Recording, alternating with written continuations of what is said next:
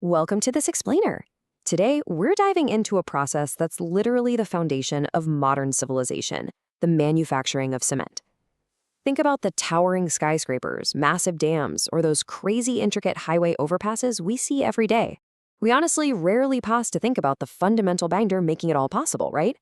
Well, let's take a closer look at the traditional wet process of cement manufacturing. We're going to explore how this highly controlled historical method paved the way for the robust infrastructure we rely on today. Look around at all the heavy, unyielding infrastructure. It kind of forces us to ask a pretty fascinating question. How exactly do we turn solid rock into the precise chemical binder that builds the world? For those of us studying or working in civil engineering, understanding this isn't just about crushing rocks.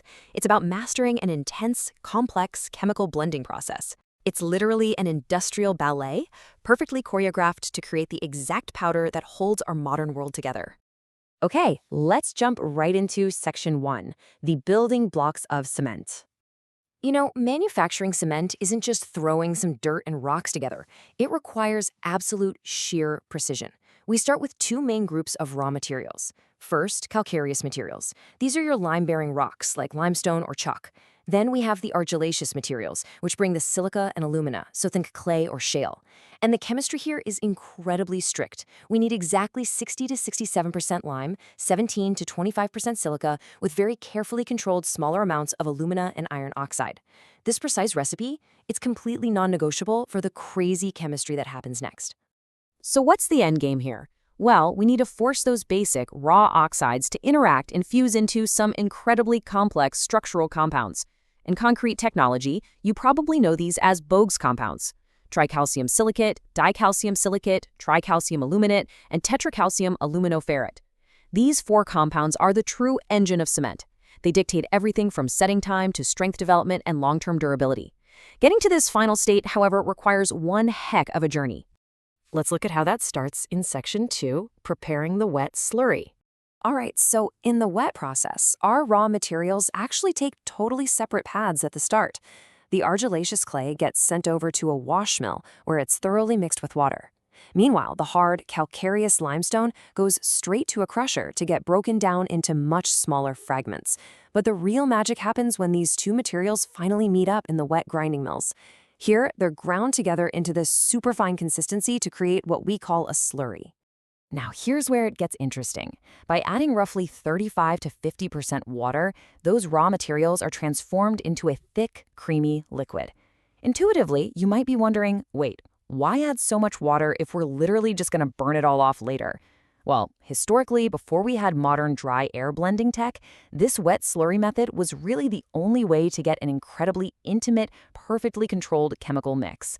The water gave engineers the ability to easily test the composition and tweak it flawlessly before it ever got near the kiln. But you can't just let a heavy mix of crushed rock and clay sit still in water, right? It's just going to sink to the bottom. So this liquid slurry is pumped into massive storage basins where it needs constant agitation and homogenization. Heavy rotating arms with chains, or sometimes compressed air blown up from the bottom, are constantly stirring the tanks. This keeps the heavy limestone and clay particles completely suspended. It guarantees that the raw meal entering the kiln is perfectly uniform, from the first drop to the very last. This brings us to the main event, Section 3, inside the rotary kiln. Imagine this. Our perfectly corrective slurry feeds into the higher end of a massive, slightly tilted rotary kiln. As it rotates, the material begins a slow descent, moving right into a literal blast of heat coming from the lower discharge end. First, at around 425 degrees Celsius, all that water we added earlier is aggressively boiled off and evaporated. Then, as the dry material pushes further into the inferno, it hits 875 degrees. Here, a critical chemical reaction called calcination kicks in. The limestone breaks down, releases carbon dioxide, and leaves behind pure calcium oxide. Finally, the material approaches the hardest zone for incipient fusion and sintering. And that brings us to these staggering numbers: 1400 to 1550 degrees Celsius. Just let that sink in for a second. That is unbelievably hot. At these extreme clinkering temperatures, the raw oxides we talked about earlier undergo a profound transformation. They literally start to melt and fuse together. It's deep inside this fiery belly that the vital, strength-giving compound, tricalcium silicate, is finally formed. So, what exactly comes out of this inferno? While it's definitely not limestone or clay anymore, the material has completely transformed into clinker. These are grayish, marble-sized nodules of those fused chemical compounds. Visually, just picture a stream of red-hot, glowing, rocky spheres pouring out of the lower end of the kiln. The creation of this clinker marks the absolute completion of the main chemical transformation. The raw rocks have officially become the binder. Now for the cool down. Section 4. Cooling and final grinding. Okay, we can't just let this red-hot clinker chill out and cool down slowly. It drops straight into a clinker cooler where force air blasts it, rapidly dropping the temperature down to about 100 degrees Celsius. This rapid cooling is actually an absolutely essential engineering step because it literally freezes those complex Bogues compounds right in place, locking in their high-strength properties. Once cooled, the clinker goes into a ball or tube mill to be pulverized into an ultra-fine powder. And here's the kicker. During this final grind, we add a highly critical 2 to 3% of crushed gypsum.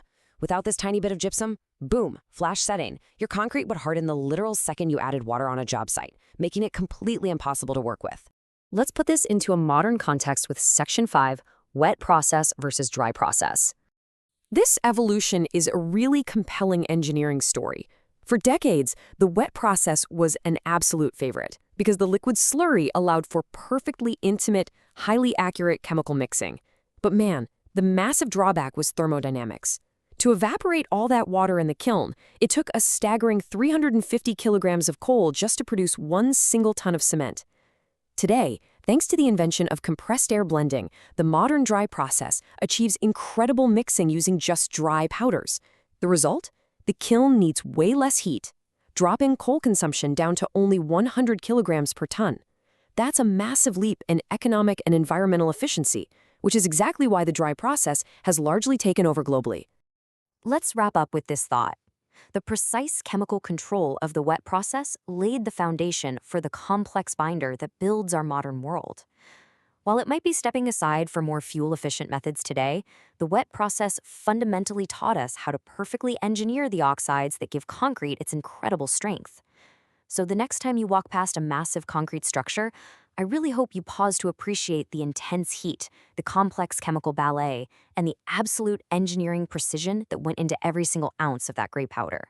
So what structural marvels will this constantly evolving technology allow us to build next? Thank you for joining me on this explainer. Keep learning and keep asking how the world around you is actually built.